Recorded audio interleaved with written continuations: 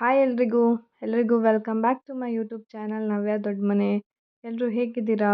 ಚೆನ್ನಾಗಿದ್ದೀರಾ ಅಂತ ಅನ್ಕೋತೀನಿ. ಸೊ ಇವತ್ತು ಒಂದು ಹೆಲ್ತಿ ಬ್ರೇಕ್ಫಾಸ್ಟ್ ಅಂತಲೇ ಹೇಳ್ಬೋದು. ಅಂದರೆ ಬ್ರೇಕ್ಫಾಸ್ಟ್ ಆದರೂ ಮಾಡ್ಕೊಂಡು ತಿನ್ಬೋದು, ನೈಟ್ ಡಿನ್ನರಿಗಾದರೂ ಮಾಡ್ಕೋಬೋದು. ಹಬೆ ವಡೆ ಅಂತ ಹೇಳ್ತಾರಲ್ವ, ತಗ್ರಿ ಉಂಡೆ ಅಂತ ಹೇಳ್ತಾರೆ, ಉಸ್ರು ವಡೆ ಅಂತ ಹೇಳ್ತಾರೆ. ಇದಕ್ಕೆ ತುಂಬಾ ಹೆಸರಿದೆ. ಸೊ ಅದು ಮಾಡೋಕ್ಕೆ ಏನೆಲ್ಲ ಬೇಕು ಅಂತ ಹೇಳಿ ತೆಗೆದಿಟ್ಕೊಂಡಿದ್ದೀನಿ. ತೊಗರಿಬೇಳೆ, ಅಂದರೆ ಚಿಕ್ಕ ಲೋಟದಲ್ಲಿ 2 ಲೋಟ ತೊಗರಿಬೇಳೆ, 1 ಲೋಟ ಕಡಲೆಬೇಳೆ ಮತ್ತು 1 ಲೋಟ ಹೆಸರುಬೇಳೆ, ಇಷ್ಟನ್ನು ಇಲ್ಲಿ ತೆಗೆದಿಟ್ಕೊಂಡಿದ್ದೀವಿ. ಇದನ್ನು ನೆನೆಸ್ಬೇಕು. 1 to 3 ಅವರ್ಸ್ ನೆನೆಸಿದ್ರೆ ಸಾಕು, ತುಂಬ ಚೆನ್ನಾಗಾಗುತ್ತೆ. ಇದ್ರ ಜೊತೆಗೆ ಸ್ವಲ್ಪ ರವೆ, ಉಪ್ಪಿಟ್ಟಿನ ರವೆನ ಬಿಸಿ ಮಾಡಿ ಹಾಕ್ಕೋಬೇಕು.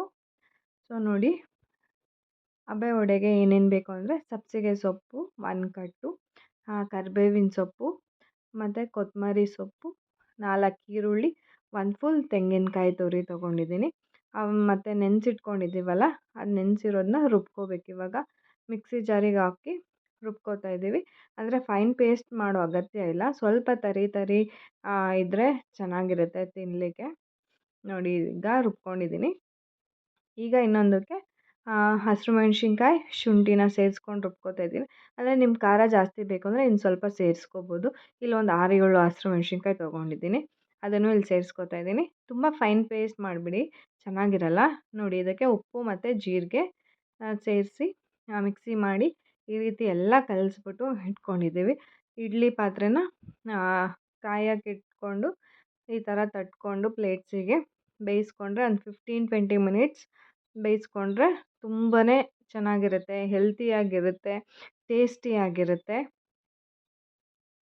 ನೋಡಿ, ಇವಾಗ ಇಟ್ಕೊಂಡಿದ್ದೀವಿ. ಇವಾಗ ಒಂದು 20 ಮಿನಿಟ್ಸಿಗೆಲ್ಲ ರೆಡಿಯಾಗಿ ಹೋಗ್ಬಿಡುತ್ತೆ.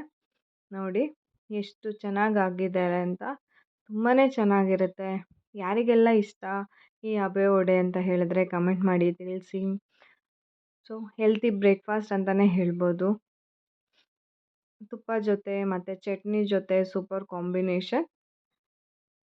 So thank you for watching. ನನ್ನ ಚಾನಲ್ನ ಸಬ್ಸ್ಕ್ರೈಬ್ ಮಾಡ್ಕೊಂಡು ನೋಡಿ. ಧನ್ಯವಾದ.